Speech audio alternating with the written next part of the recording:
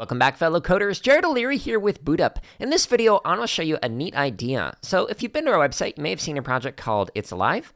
Now, when you click on this particular project and you check out the project example, it's basically making it so that you can animate a sprite. So adding in some new costumes and whatnot. So when we press the green flag, it makes it so that it animates our soccer player so that they move, score a goal, and just get really excited. All right, so now I want to show you a neat idea called a hedgehog in a bouncy house, and this is by Writer375, and this is a super cute project, okay?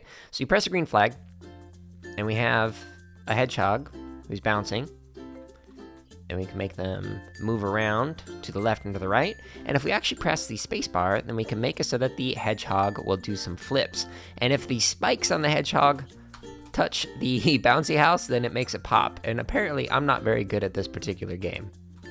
Woo! Made it. Woo! Made it. Uh-oh. Almost didn't make it. Oh, no!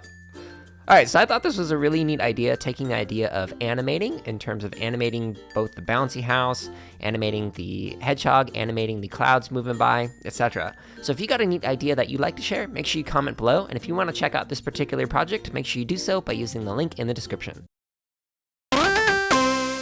Thank you so much for watching this video.